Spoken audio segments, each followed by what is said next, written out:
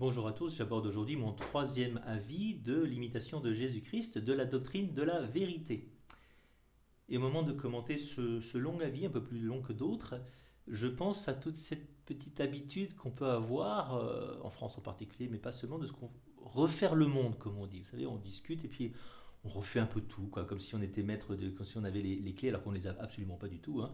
Et je pense simultanément à cette petite parole de Mère Teresa qui est bien connue. Vous savez, Mère Teresa qui pour le coup ne refaisait pas du tout le monde, mais en revanche était à l'œuvre très concrètement auprès de lépreux, auprès de mourants, auprès de gens très très pauvres en Inde, et qui disait, voilà, ce que je fais c'est une toute petite goutte d'eau, hein, une petite goutte d'eau dans l'océan, c'est presque rien, hein. Mais si elle manquait cette goutte d'eau, si elle n'était pas là, cette goutte d'eau, elle manquerait. Donc plutôt que de refaire le monde, être à l'essentiel, voir ce qui est important. Notre raison et nos sens voient peu et nous trompent souvent. Nous avons des yeux, nous ne voyons pas, pour reprendre l'évangile, hein, ce que fait l'imitation. Celui à qui le Verbe éternel parle est délivré de bien des opinions, hein. L'enjeu, c'est d'accueillir la vérité éternelle de Dieu. Sans lui, nulle intelligence, sans lui, nul jugement n'est droit, hein. Souvent, j'éprouve un grand ennui à force de lire et d'entendre, et en vous est tout ce que je désire, tout ce que je veux, ouais, dans le Seigneur. Voilà ce que dit le priant. Eh bien, il s'agit probablement du coup de se mettre à l'écart. Plus un homme est recueilli en lui-même et dégagé des choses extérieures, plus son esprit s'étend et s'élève parce qu'il reçoit d'en haut la lumière de l'intelligence. Voyez, pour recevoir cette lumière de l'intelligence, il faut prendre le temps de l'accueillir. Il faut se recueillir.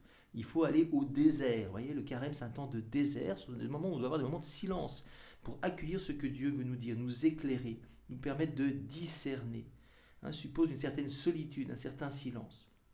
Voilà, grand enjeu de notre carême, est-ce que nous avons du silence pour que le Seigneur nous éclaire, nous montre ce qui est juste et vrai, nous fasse accéder à la vérité, hein, toujours dans une espèce de deuil de ce bruit du monde qui sinon pollue notre esprit et nous empêche d'accueillir la vérité éternelle.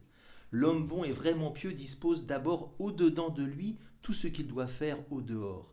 Il ne se laisse point entraîner dans ses actions au désir d'une inclination vicieuse, mais il les soumet à la règle d'une droite raison. Vous voyez, ça suppose d'avoir une vie intérieure solide, construite, qui doit nous guider. C'est le propre de la dignité de l'homme, c'est d'être maître de ses actes. Il n'est pas soumis simplement à des pulsions, à des envies. Ce n'est pas un robot, une machine ou un animal. Qui a plus rude combat à soutenir que celui qui travaille à se vaincre dans ses passions précisément? C'est là ce qui devrait nous occuper uniquement, combattre contre nous-mêmes, devenir chaque jour plus fort, chaque jour faire des progrès dans le bien. Voilà. L'humble connaissance de nous-mêmes est une voie plus sûre pour aller à Dieu que les recherches profondes de la science. Nous avons besoin de nous connaître, et plus nous nous connaissons, plus nous prions, plus nous nous recueillons, plus nous nous connaîtrons, et plus nous userons, plus nous comprendrons que nous avons besoin de Dieu, parce que tout seul nous ne pouvons pas, sans moi vous ne pouvez rien faire, dit le Seigneur, alors nous aurons besoin de la prière, alors nous aurons besoin des sacrements. Oh, s'il y avait autant d'ardeur pour extirper leurs vices, et pour cultiver la vertu que pour remuer des vaines questions, on ne verrait pas tant de maux et de scandales dans le peuple. Au jour du jugement, on ne vous demandera pas ce que vous avez lu, mais ce que vous avez fait. Voilà. Si vous étiez au courant de toutes les informations du moment, mais plutôt si vous avez aimé votre prochain. Que la gloire du monde passe vite, celui-là est vraiment grand qui a une grande charité, celui-là possède la vraie science qui fait la volonté de Dieu et renonce à la sienne. Est-ce que je vais mettre du silence dans ma vie pour accueillir la lumière que le Seigneur me donne, pour qu'il m'éclaire, qu'il me permette de voir la vérité, d'accueillir la vérité, de discerner, de voir ma propre pauvreté et de compter sur lui de toutes mes forces dans la prière et les sacrements. Bonne journée!